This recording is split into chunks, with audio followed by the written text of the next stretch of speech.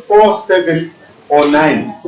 So we have got 3 digits that will be used to make up a 3-digit code. How many different codes are possible if the codes are repeated? Okay, now based on yesterday's lesson, if you're paying attention, I told you that if we are talking about repetition, we use the exponential form of the fundamental counting principle. Okay, so we have a 3-digit code. Then we need to use 3 digits. Awesome. If there are any messages that C that ends G, can you also come down now? Otherwise, alright. So, if you talk, it's not going to help anybody. Okay? So the first position can be taken by all 3 digits. But the repetition is allowed. The second position can also be taken by all 3, and the third by all 3. Then we use the fundamental counting principle. So this will be 3 to the power of 3, which will be 27. Okay? Alright?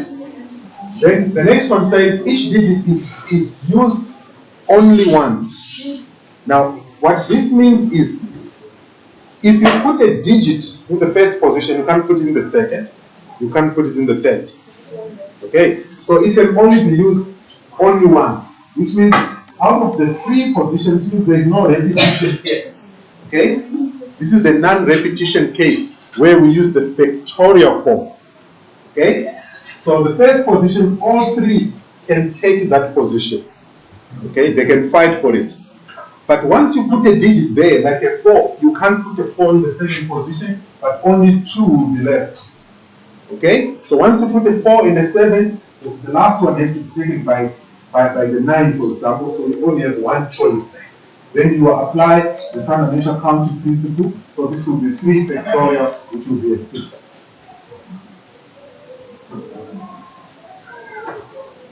Okay? Alright? Okay, let's get on. Please just mark your work if you did the questions.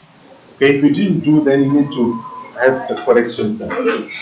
Right, I'm carrying on. Now, this question here, 1.2, I'm going to do it under a new aspect, which I'm going to talk about. This is part of a new aspect. Okay, now sometimes we can have arrangements with restrictions, arrangements of objects with specific restrictions. Okay, so in that case now, sometimes you can have groups of objects that must be next to each other, or they must be together, and so on. So I'm going to do the different types of questions of that type. So I'm going to start with this question. Okay, I gave you so that you can try it out and figure it out how you can approach it. Okay.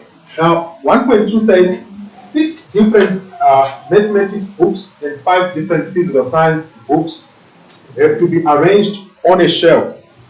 How many arrangements can be made if all the math books are put together and all the physical sciences are put together as well? Now, this is quite interesting. Okay. Now, remember I said there's no specific formula. You have to strategize as to how you want to approach the question. So this is how I approach it. You have got 6 math books, so you can have 1, 2, 3, 4, 5, 6 positions for the maths. Then you have 1, 2, 3, 4, 5 for the physical sciences. Okay? So we have got maths here. They are supposed to be together, which means we have to treat them as one unit. Okay? Like that.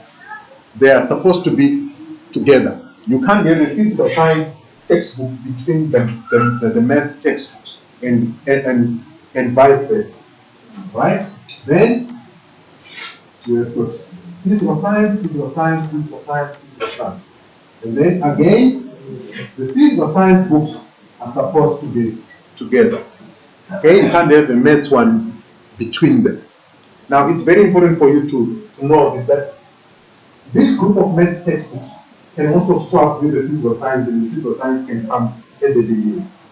In that case, we are going to have 2 possibilities. Okay, either the maths are at the beginning and the physical science are at the end, and vice versa. So we have got two choices of the groups of textbooks.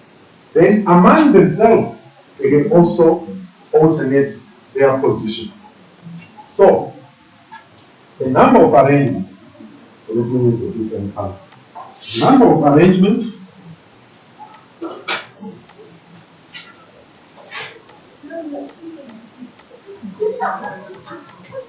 the number of arrangements will be equal to 2 first.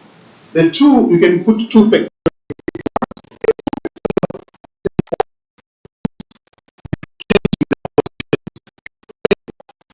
2 groups. So the maths can be at the beginning or they can be at the end. The physical science as well.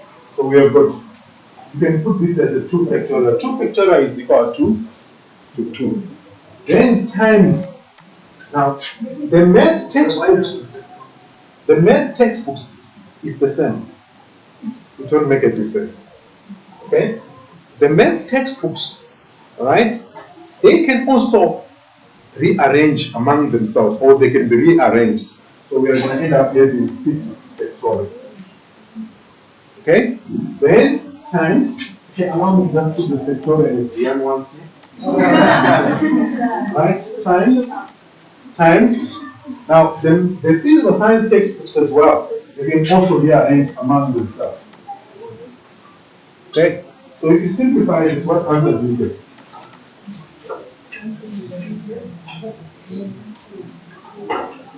What answer do you get?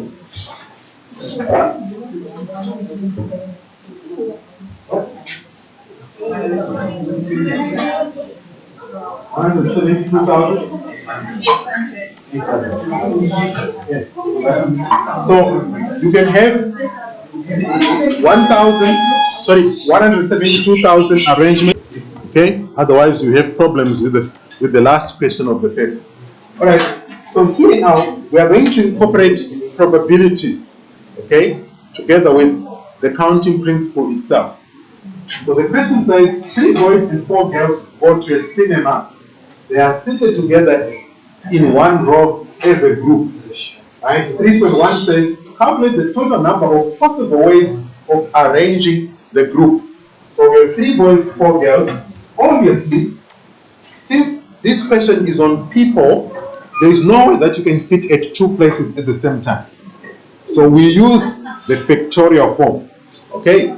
All questions dealing with people, normally we use the what? The factorial form. Okay?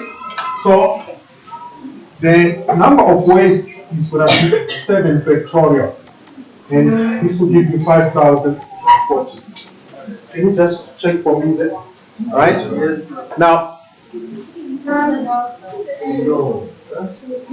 what's 7 factorial? Okay. So now 7 factorial, that is 5,040, is the maximum number of ways that those 3 boys and 4 girls can be arranged. That's the maximum. So when we are calculating probabilities now, this will be our NS. Okay? That will be our NS. Okay? That will be our NS. Now it becomes very tricky when you're calculating probabilities, because if you don't get your NS correct, you won't be able to get the answer right.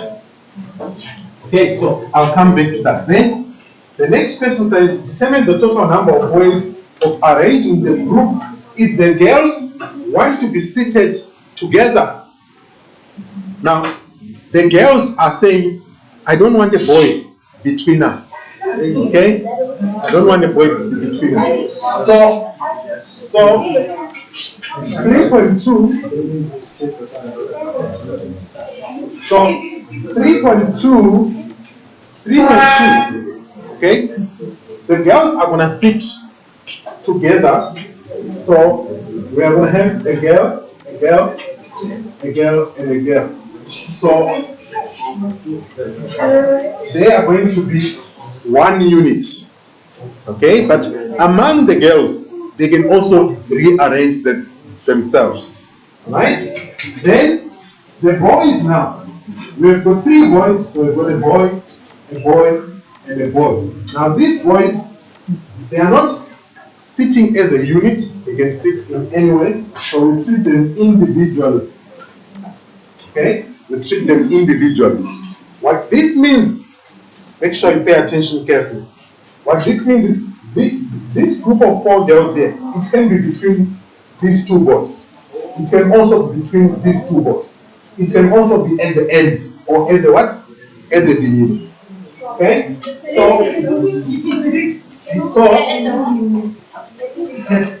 when I say at the beginning, I'm referring to this current position which we have here. Okay? So the number of ways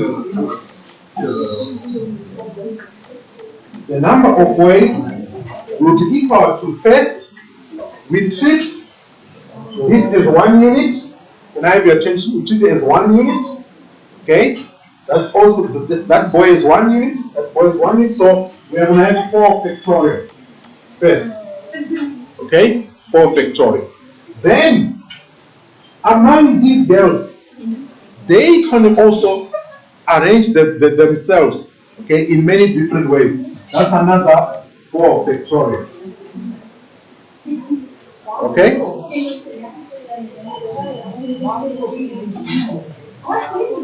How many girls are there? You see, this group here, we treat it as 1 unit. Right? Then the 3 boys, those 3 boys there, please be aware that these 4 girls can also be here, can also be there, can also be there. The same 4 girls, but among themselves they also what? Swap their positions.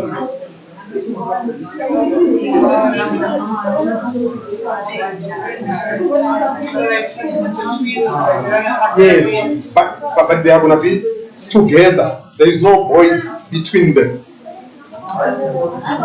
Yes. The first 4 factorial, can you pay attention? Can you pay attention, please? And stop talking. This first 4 factorial here, it is for this group of girls. If you treat it as 1 unit, then you have got those 3 boys. So these 4 girls and those 3 boys, they can also swap around, but the girls will be what? Together. Okay.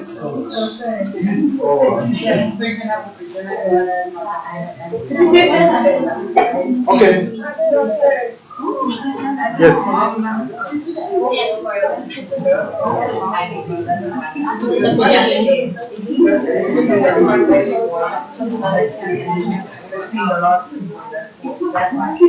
Yeah.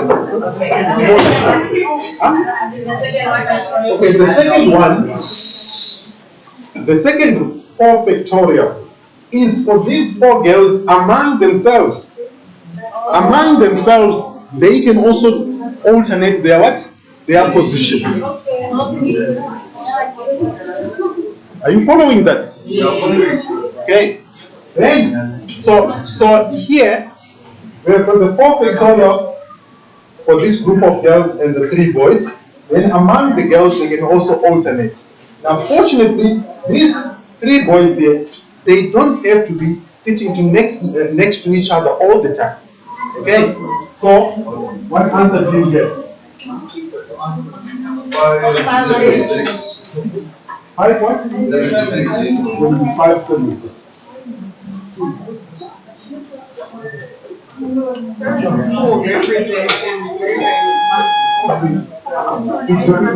It puts the effect that the girls are 1 unit. Then each boy is also 1 unit. So in total you have what? 4. It means these 4 girls they can sit down together. They can sit at the end. They also have these boys at the end, at the beginning. Okay. Okay.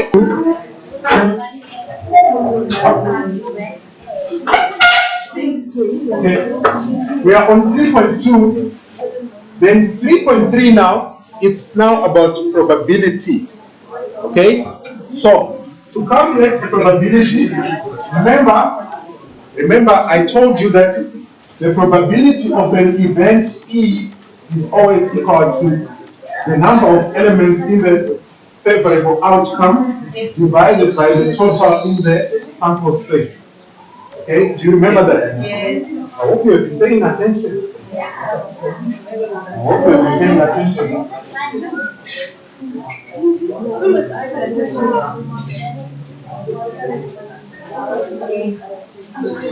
Okay, so if I want to calculate the probability that the girls are seated together, can I have your attention? We have to say, let E be the event. Let E be the event that the girls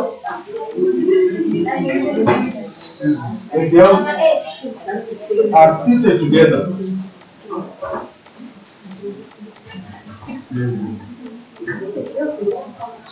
Okay? So let E be the event that the girls are seated together. What this means is that the probability of the event E is going to be equal to the answer we got in 3.2, right? So that will be what? 576 divided by the answer we got in 3.1. That's the total in the sample space. 5,000. So that will be 5,040. What answer do you get? 4 over 35. You get what? 4 over 35. 4 over 35. Are you following? Yes. Right? Then 3.4 says, determine the probability that they will all be seated, girl, boy, and so on. Okay? Now,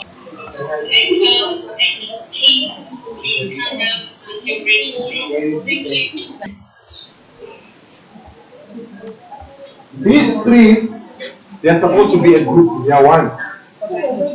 Yes. Okay? So, we are going to have the first circle here, then the second one here. That's 2, 3, 4, 5, 6, 7. Okay? So we are going to end up having 7 factorial.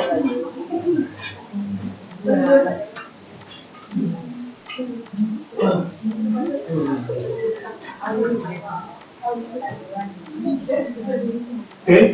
So we are going to have 7 factorial times, can I have your attention? Times the fact that these 3 letters are treated as a group among themselves, they can also alternate. So that will be times 3 factorial. What answer do you get? Are you following yet?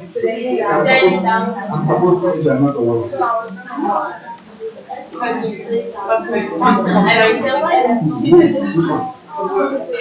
Look, these words can swap places. No, but I mean, the switch. They can swap. We go You see, no. Remember, they are 1 unit. So, if you put this group here as 1 unit, this unit will swap with those 7 as 1. Okay? After there are 6. Okay? 1, 2, 3, 4, 5.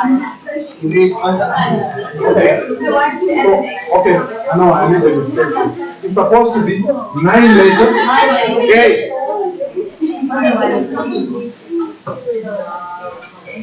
Okay, we have traveled a very long journey to together. The finishing line is like here. Okay, there is no reason why. Yes, there is no reason. What's happening is you treat these 3 as 1 unit. And then those individual letters also as 1 each. So in total, we are going to end up having 7 labels, 7 objects. Those 7 objects can alternate among themselves. So which means these 3 can be in the middle of, say, these 2 letters. They can also be in the middle of those 2. They can be in the middle of those 2. They can be at the end and so on. And then the other letters that are individual, they also alternate among themselves. So these 7 factorial caters for the rearrangement among the individual letters. But it considers that these three are 1 unit. There's no specific formula. This will be the best way of approaching it. You can read lots of textbooks, but you never find it.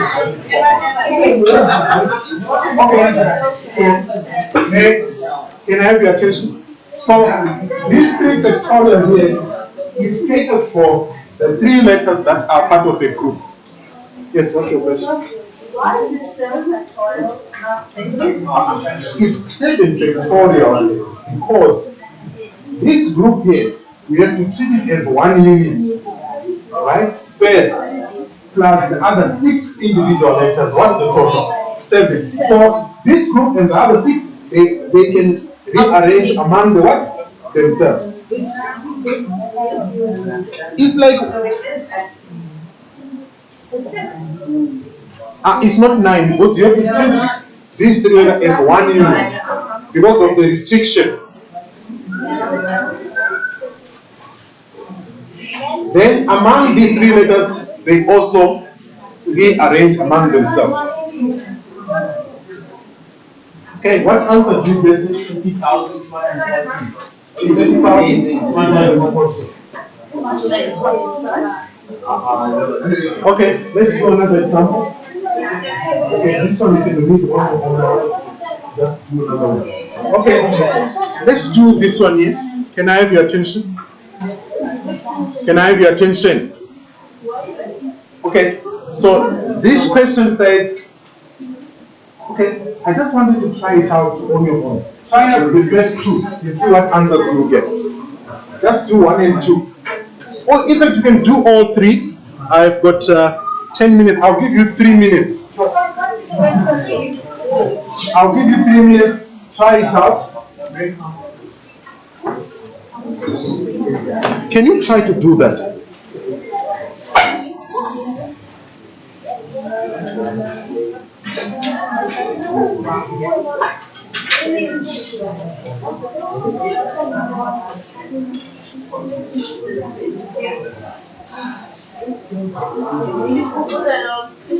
Okay.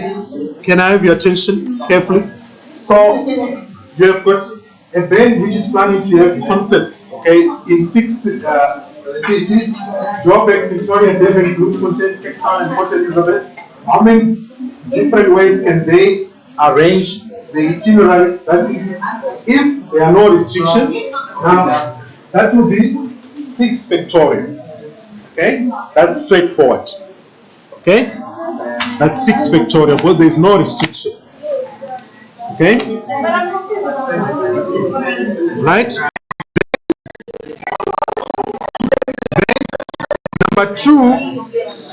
Number two, can I have your attention? Can I have your attention? Number 2, the first performance must be in Joburg and the last performance must be in Cape Town. So the first one has to be Joburg, which is 1. Then the last one must be Cape Town, which is also 1.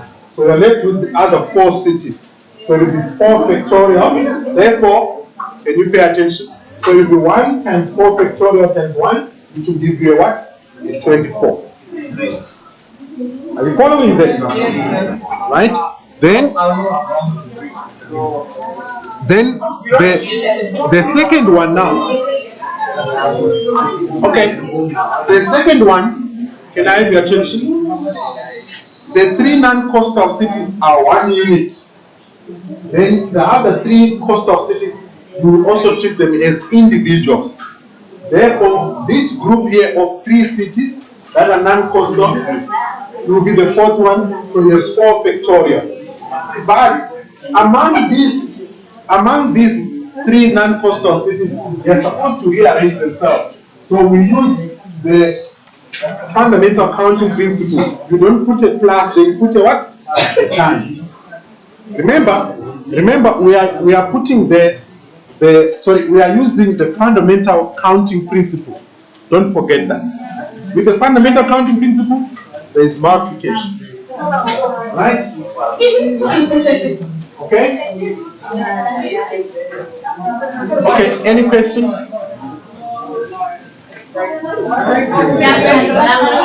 Any question?